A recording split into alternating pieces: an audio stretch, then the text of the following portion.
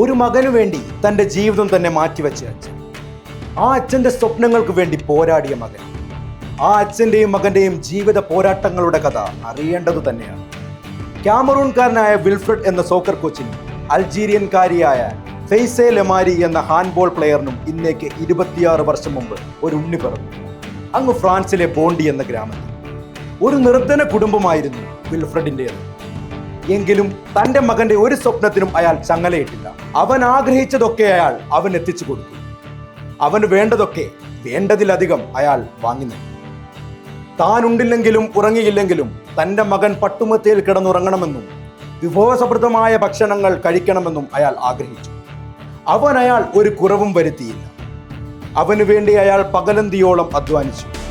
വിൽഫ്രഡിന്റെ ഏറ്റവും വലിയ ആഗ്രഹമായിരുന്നു തൻ്റെ ജന്മനാടായ കാമറൂണിന്റെ ജേഴ്സിയിൽ ഒരു അന്താരാഷ്ട്ര കളിയെങ്കിലും കളിക്കണമെന്ന്.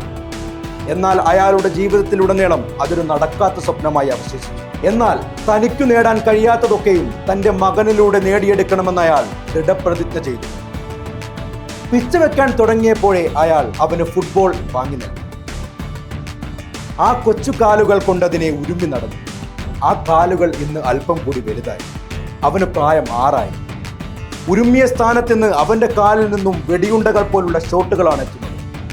തൻ്റെ മകനിലെ അസാധാരണ ഫുട്ബോൾ സ്കില്ലുകൾ കണ്ട് ആ പിതാവിന്റെ മനസ്സ് ആനന്ദിക്കുന്നു. അങ്ങനെ കാലചക്രം ഉരുണ്ടുകൊണ്ടിരുന്നു. 2005 അവന്റെ നാടായ ബോണ്ടിയിൽ വലിയ ഒരു കലാപം പൊട്ടിപ്പുറപ്പെടുന്നു. 100 കണക്കിന് ആളുകൾ വെന്ത് മരിക്കുന്നു, തമ്മിൽ കുത്തി ചാവുന്നു. ഇതൊക്കെ ആ കുഞ്ഞു മനസ്സിന് നേരിട്ട് കാണേണ്ടി വരും. അവന്റെ കൊച്ചു മനസ്സിനെ ആ കാഴ്ചകൾ വല്ലാണ്ട് മുറിപ്പെടുത്തി.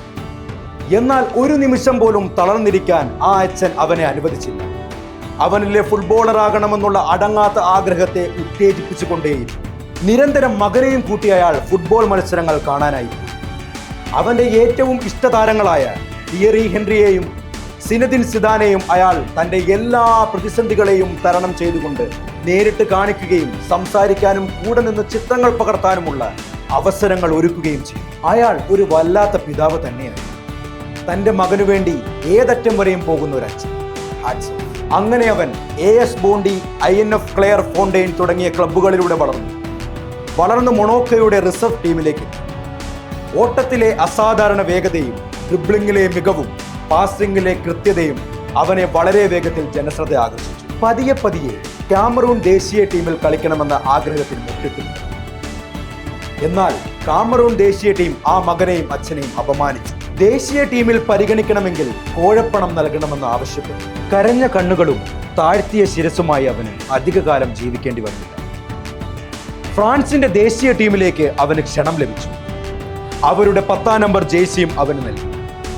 ജേഴ്സിയുടെ പിൻവശത്ത് 10ാം നമ്പറിന് കീഴെയായി അവർ ഇങ്ങനെ കുത്തിവെച്ചു: എംബാപ്പെ.